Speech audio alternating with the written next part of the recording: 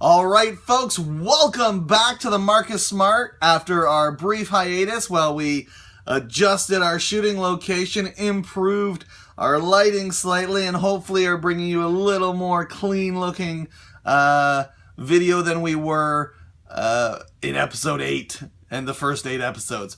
We have a really interesting episode of Raw. We're 2 weeks away from Battleground.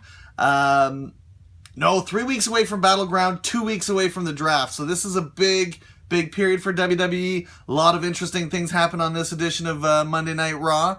A lot of not so great things happen. Well, not a lot. A few not so great things happen. So why don't we get kicked off with the not so great things, and we'll get them out of the way first. Actually, let's just start with the beginning of Raw, because that was one of the not so great things. So the first thing we started off with was our 4th of July celebration with all the wrestlers in a room together. I wonder how this is going to end. It ends in a food fight, just in case you don't know. And I'm telling you, I'm not sure what age range this is aimed at. That's kind of what I want to know. WWE, what's your age range? Creative team, what's your age range? Who are you aiming for with this? I'm not entirely sure. The only people finding humor in this have got to be 6-year-olds, 7-year-olds, and maybe that's the market. But I don't know. This show seems a little bit too late at night for that kind of demographic. But hey, who knows? During this thing, we get Kane and the Big Show choke slamming Heath through a table in the middle of this food fight. There's not a lot of great stuff to say about this. Owens hides from the whole thing and stays clean and is a little bit funny, or is about to be funny, and then he gets hit in the face with a pie, but a pie out of nowhere that nobody did, and nobody threw. Everybody was already cleared out of the room. Ugh, you saw it. It was just, hopefully you saw it, and if you didn't see it, you're not missing much. It was a mess. The only saving grace of that whole thing, Cesaro and Apollo doing the arm wrestling. And in a deadlock, Apollo Crews, Cesaro in the deadlock. Who's gonna win? Oh my God, is Cesaro? Is Apollo? Nobody knows. And they just kept it the whole time during the food fight, during everything. We still don't know who's stronger, Cesaro or Apollo. We must know. Come on. So that is anyways, that's the only saving grace of that food fight party, which is very, very, very small saving grace. This whole pie in the face to Kevin Owens goes on to be his motivation for the final match, which we'll see when we get there. He gets so mad that he got this pie in the face, but the whole thing's just, my God. Moving on to something much, much, much worse than that. The Vaudevillians versus the Golden Truth. How can I don't even understand. So we get the Vaudevillians and the Golden Truth, and Breezango is down at, Breezango's down at ringside. This makes no sense to me. One, because Breezango's in the VIP. They're not on commentary. They're not involved in the match. They didn't involve themselves in the outcome of the match. They didn't interact with the commentary team. They didn't interact with the wrestlers. They were barely shown on camera. I have no idea why Breezango is down at ringside for this match. I love Breezango. I want them involved in storylines. But what the heck was the point of this? I have no idea. And then just mind-bogglingly enough, if the Breezango being down at ringside isn't what the hell are they doing there? If that isn't mind-boggling enough, the Vaudevillians lose this match to the Golden Truth. They lose to the Golden Truth. I don't even understand. I can't even begin to understand how this happens. At the last pay-per-view, these guys were facing for the World Tag Team Championships. And now they're losing to the Golden Truth? That's all they've done since that pay-per-view. They've lost. Last week I was so happy that they didn't make them put over Enzo Amore and Cass's wave routine that they did last week. And luckily they brought in 2 jobbers for that segment and didn't make the Vaudevillains take that. But really, honestly, who cares? You might as well have done it. You just booked them to lose to the Golden Truth. Are you kidding me? The tag team, that's what they're fighting for, the tag team championships. Tag team.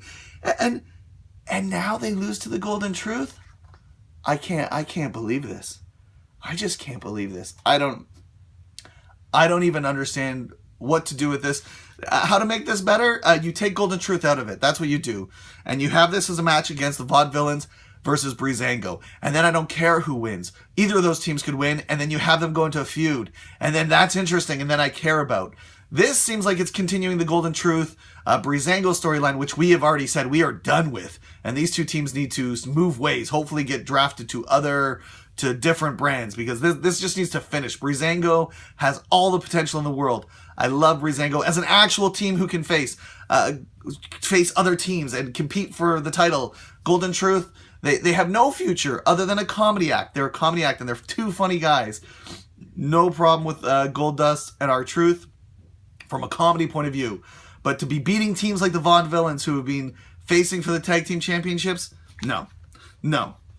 This does not make any sense. Does not make any sense. Okay, let's move on from that to something far less bad.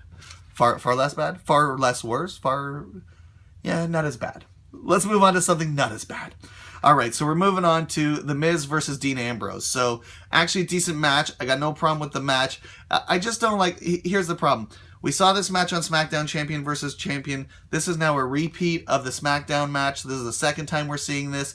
Miz is the IC champion. So now this is 2 episodes of SmackDown, or an episode of SmackDown and an episode of Raw, where we're going to see no involvement from the IC champion. He's just been away from out on shooting the Marine 5, right? So we're just getting the Miz back, just getting the IC title back, and instead of getting caught up in a feud, he's facing Dean Ambrose 2 weeks in a row and losing to Dean Ambrose 2 weeks in a row. I don't think it helped improved Miz. I don't think we needed to know Miz was on Dean Ambrose's level. We kind of knew that. I guess not World Championship level, but I still don't feel like it gave him a bump to be facing Dean Ambrose. So it didn't help. It did not help Miz. It did not help the IC title. And I don't think it helps Dean Ambrose really any to be beating up the Miz week after week. It did lead to, because I think after this match, the Miz versus Dean Ambrose. No, we got nothing. We got nothing out of this. He leaves after that. We got build up after the Seth Rollins match, which we'll get to for the main event at Battleground. So we got no build up. I don't know. There's nothing great that came out of this match for me storyline wise. It didn't really build anything. It doesn't help Miz. It doesn't help the IC title so for me, it wasn't great. All right. Things that I was on the fence about. So we're gonna move on to things that were like, you're walking a tightrope. You're walking a tightrope. Are we going to fall off? Are we going to stay on? Who knows? All right. We're on the tightrope. Charlotte and Dana Brooke are on the tightrope for their promo on Sasha Banks. Actually, their promo, it's not that they're on the tightrope for their promo. It's WWE. And I've talked about this before. We talked about this on a previous episode. Why is Paige Sasha Banks friends? Why are they friends? Why are they facing Charlotte and Dana? We know why Charlotte and Dana are there. There's a storyline there. We know why they're friends. We see them in promos together. The announce team, the commentary team talks about them. But we don't know why Paige and Sasha were friends, other than maybe, common enemies. But now we see Paige has exited the picture. Now we're starting to focus in on Charlotte and Sasha Banks, which is fine. That's what we want to build to. But again, now Paige has kind of left this storyline now. But she left it as oddly as she came into it, because there's no explanation of how she left it or why she left it or why she's not running out to help Paige or to help Sasha Banks anymore. This is the thing. When you don't tell us how Paige is involved in and connected to things, then when you take her out, it's just as confusing. So this is the only reason it's on the fence for me, because this whole thing has been weird, is why Paige has been involved in this in the first place, and now Paige is out of it, and we still don't get any explanation. So I still want to complain about it. So there you go. This is me complaining. All right. So from there, talking about walking on edge here, man. Wyatt Family promo, which I love the promos, by the way. They look really awesome. Shot in their new compound or whatever, and it looks like they got this new compound set that they're shooting video in. Looks way better than just like shooting stuff from backstage. I really like the look of it. Looking like really up there quality-wise, kind of like a Lucha Underground, where they're really getting the feel and the vibe of the Wyatt family and getting to see the house and the compound and all the crap in their property, really bringing up the spook factor of the Wyatt family. So I like that. What I don't like is the Wyatt family inviting New Day to their homes. This seems like it could go all wrong. I'm not saying it's bad. I'm just saying I don't trust it. I've seen these kind of storylines go so bad. And even we got a New Day promo kind of back to the Wyatts as well. And in that, Xavier started being as mumbly jumbly, like whoever, as the Wyatt family, whoever writes the Wyatts, when you're just like, I don't understand what the Wyatts are saying anymore.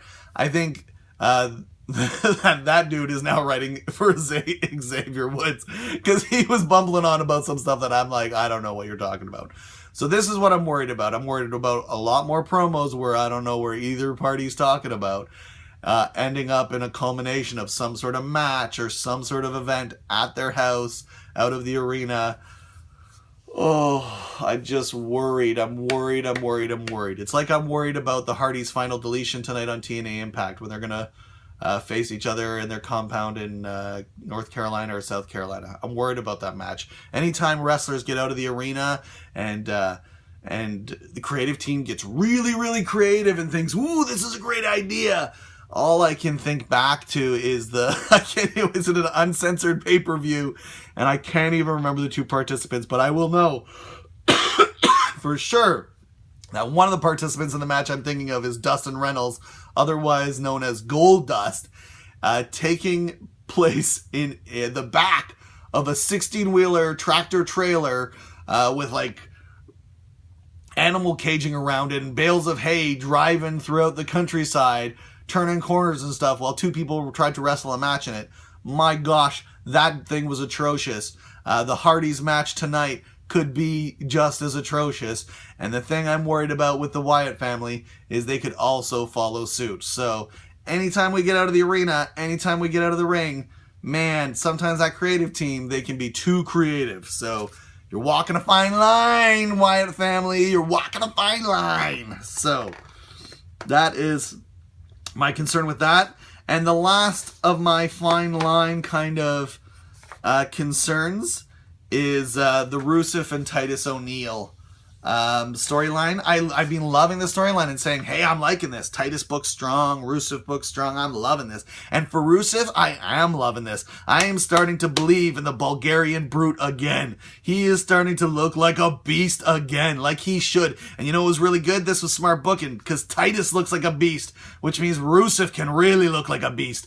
And this is great. This is two mastodons, two behemoths, two just monsters going head to head. I like this part of it. And I like what this does for Rousseff and builds him as a monster heel, because we need those big monster heels. So I like this.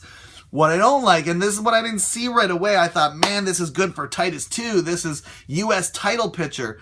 But what I didn't see is Titus is definitely being given the chance. But he's not coming out of this looking as good. And here's why I think why. We knew who Rousseff was going into this. Rousseff just got buried for a year, but we all knew who the Bulgarian Brute was, and he just needed to bring that back out. But over the years with WWE, Titus hasn't really found that who is Titus. It's not like Titus he hasn't just been buried on the roster and just needs a second to bring that back out, and he doesn't just need his opportunity to see it shine. He's got some work to do. He needs to tell us, the fans, who he is, and that's the problem, right? When Rocky Johnson came out, or Rocky Maivia came out, you know, that was Rocky Maivia, but who was he? And then he told us it was The Rock, you know what I mean? And same with John Cena, he had to find out who he was. Same with all these guys. It's when they figure out who they are and they're able to tell us who they are and we get it.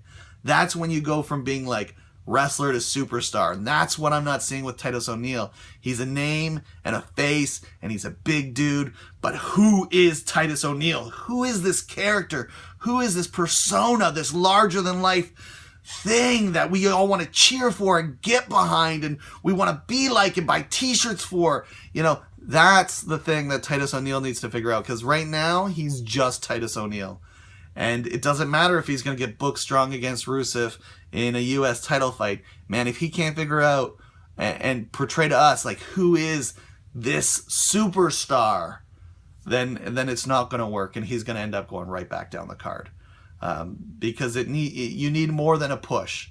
You need more than a push to be a superstar. You can't, sometimes, people are like, I got buried or this person got buried, but sometimes it's not just about getting a push. You got to actually deliver. And it's time for Titus to deliver. He needs to step up and show us who Titus O'Neil is. Not just in the ring, but out of the ring with his promo work as well. We need the whole package, Titus. We need to know who you are. So that's my last of walking the line. I will say at the beginning of that match, that was the first match to start the show after that just whatever of a food party. And having it come right after Lillian Garcia sings, I don't even know what she's saying, National Anthem, America the Beautiful. I don't know what they sing. I'm Canadian, folks. I have no idea. To be honest, I wasn't paying attention. Canada Day was July 1st. I already done celebrating. Sorry, I took a nap during that section. But anyways, I thought it was brilliant having Rousseff come out. His match was the match right after that, so you get the big America's great, and then ba ba ba, and Rousseff's got that great music, which was not the sound I just made, but you know what I mean. And Rousseff comes out, and he's big and and his music's playing, and it's just great. It's just great, and it's for the U.S. title because it's what is it today? America Day, because it's America Day or whatever. Independence. Yeah, the Independence Day. It's the U.S. title, and just good. That's good. Great booking from WWE. It's just you're so happy and feeling your pride, and then the Bulgarian Brute comes out wearing your title belt, and it's just, it digs it in a little bit. I like it. So, here's things that were like, wow, that I really did like. So Enzo and Cass versus the Social Outcast. Did not like this match. The Social Outcast came dressed up to the ring as Minutemen from the Revolutionary War. Did not enjoying that. They wrestled in that attire. Did not enjoy that. Who wrestled? Curtis Axel and Bo Dallas actually did the wrestling. Heath Slater just on the outside. Not an impressive match. Not impressed with that. But impressive is Enzo and Cass going over on another win, even though their last couple weeks have just been total just schmoz wins. But Enzo and Cass getting another win. This team's getting big. And watch what we're doing here. This team just came up from NXT, right? They get another easy win, but a win over the Social Outcasts. Then we see them later on a Sonic commercial advertising their new Bada Boom Box or whatever, which is crazy that this NXT team, they're advertising for Sonic and they just came up from NXT like a freaking week ago, and they are already achieving snap into a Slim Jim level success here. This is pretty freaking insane. And then they go on to do a run-in on the John Cena club angle. This is one of the biggest club angle, or one of the biggest angles in WWE right now. And then we find out they're booked in a trios match with John Cena as their partner against the club for Battleground. This is huge, man. When people said Vince is big on Cass and Enzo, mostly on Cass, but he's big on this team, they weren't kidding, man. You want to talk about pushed to the moon?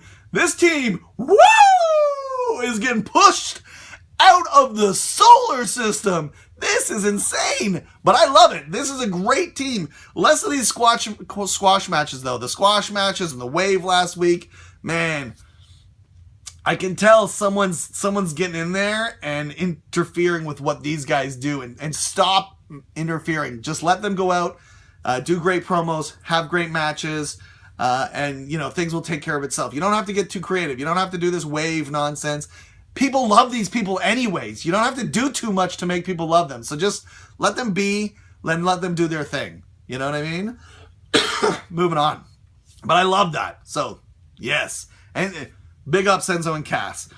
So, moving on. Summer Rae and Becky Lynch. This is a retry from last week. And here's why I like this.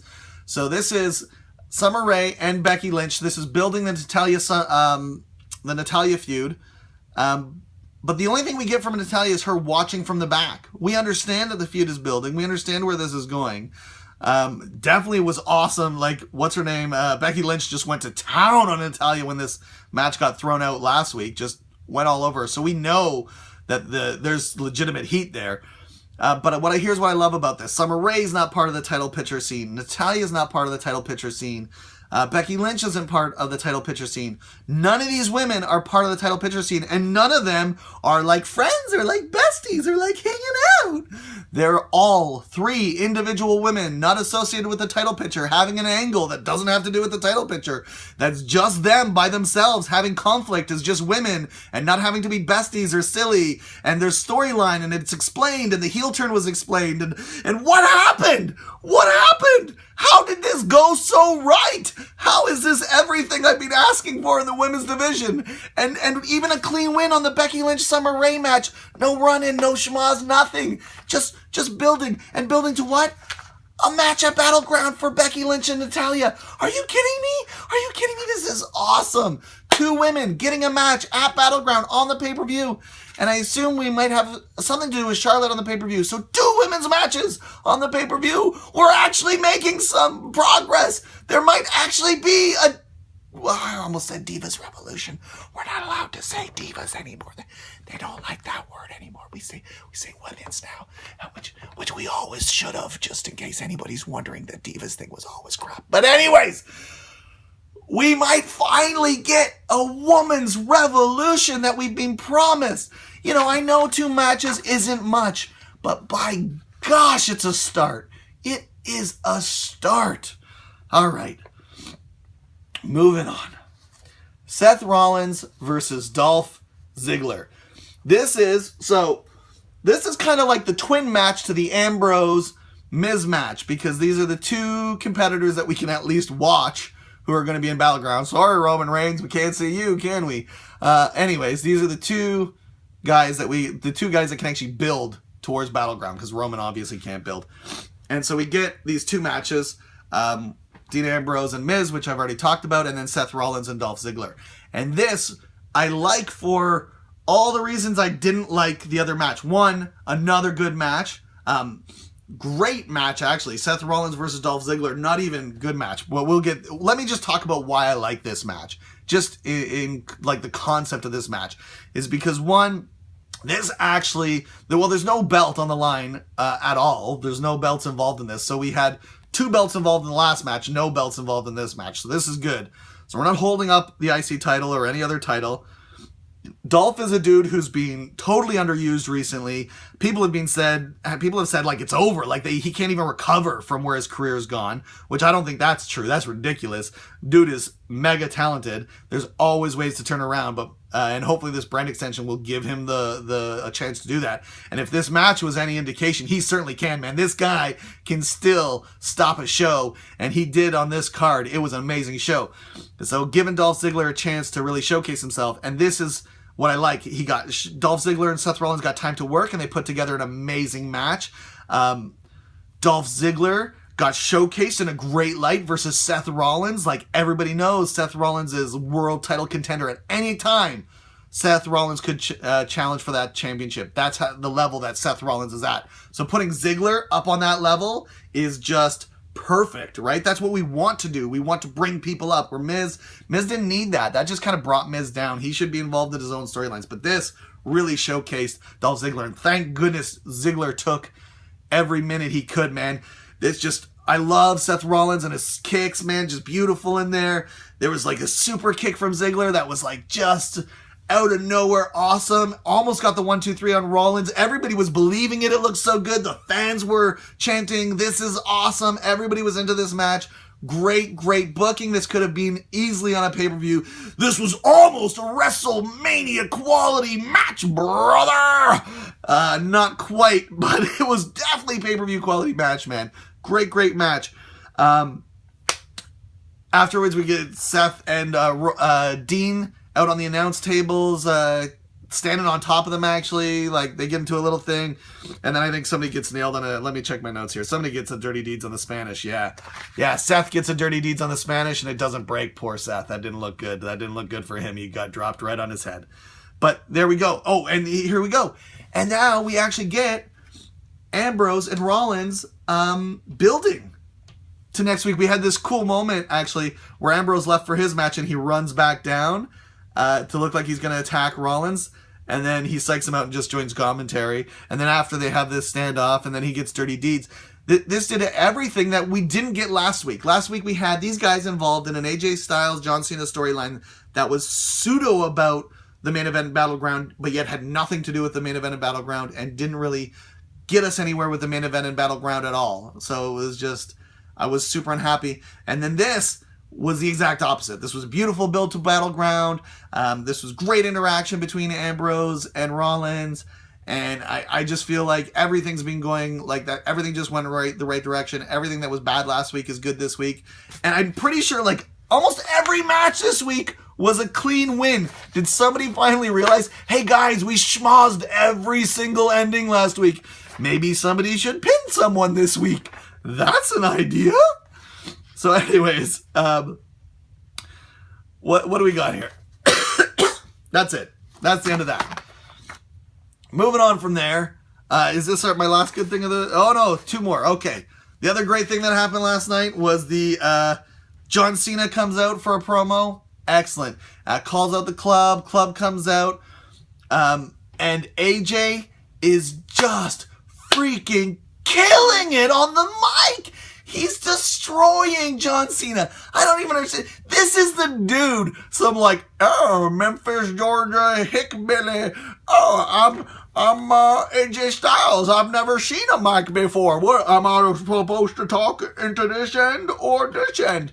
Like, are you kidding me? People who didn't think this guy could take it, who didn't think AJ Styles could make it. As like a guy who's been watching TNA from 2002, I knew AJ Styles could make it, and boy is he proving people wrong! He is killing it on the mic! So, big ups to AJ Styles for just continually to crush it on the mic.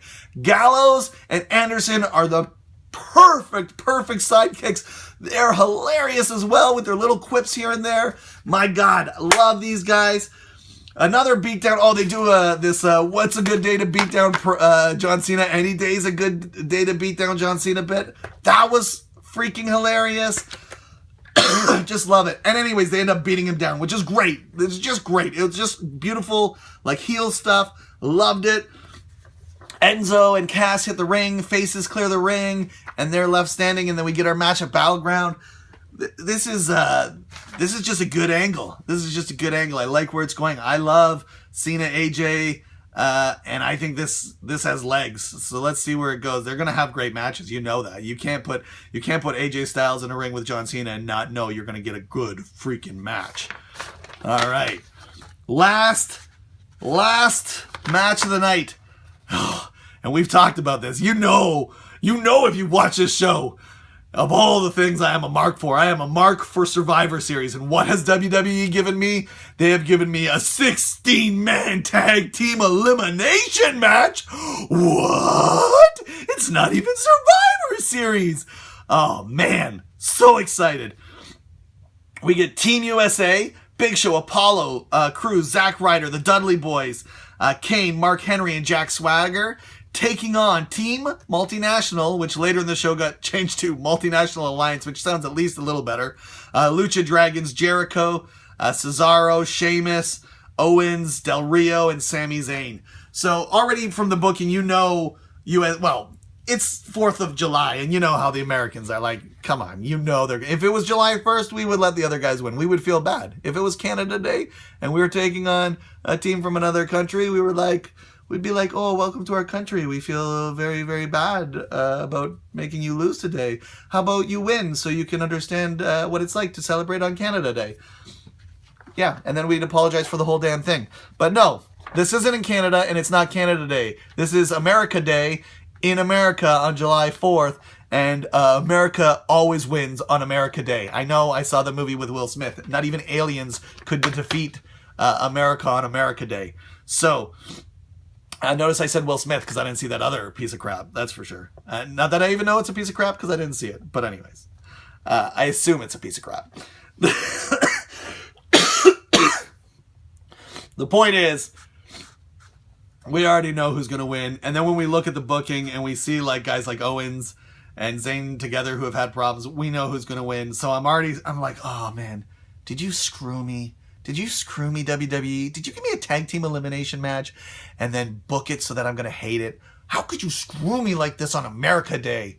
I can't believe it. But, and then the match starts, and I'm starting to feel like that because we're getting like fast eliminations. We're not getting any kind of action. It's the kind of elimination Survivor Series style match I hate, with just elimination after elimination. Dudleys are out early. Lucha's out early. You know, I like those matches where it's like, wow, you get that surprise performance from one dude who hangs on to the end, and you're like, whoa, what a cool performance that was in this match, or remember that match and this cool performance where he lasted out everybody. And I was like, this is just not going to happen tonight. It's not going to happen tonight until Team Multinational or Multinational Alliance eliminates everybody except for Big Show and Swagger, or not Swagger, Ryder. And I'm just like, what is going on? They can't lose. Maybe Big Show will beat everybody, but I don't think he could, because honestly, I don't know if you guys noticed during that match, or anybody that watched or didn't watch, Big Show can barely move anymore. I feel like bad for this dude. If you look at like his strides, right? Like normal people, like boo, boo, boo, they walk, and like when he's running, he doesn't stride. His legs, it's like they don't move, just like that. They don't move. His legs, they just stay beside each other. Like, I don't know how this guy's even moving at all. Anyways, it doesn't matter. He's a monster, and he just slams people. But anyways, they managed to get it all back around, to pull it back together, and in the end, it's Zack Ryder who hits the Rough Rider on Sheamus for the victory, and Big Show and Zack Ryder are left standing in the ring, and I get exactly what I want. This awesome performance by Zack Ryder, who ends up winning it for Team America on America Day. What I don't understand is how this guy wins the Intercontinental title at WrestleMania, then gets buried, and then out of nowhere helps Team America win the main event on Monday Night Raw on America Day, and then I assume is going to go back to being buried. Like, are they going to push Zack Ryder or not? Make up your mind! So I enjoyed this. I enjoyed Ryder winning, but we got to keep it going. Like, what's going to happen? Sorry, my nose is just a little runny. I'm going to go down here for a second.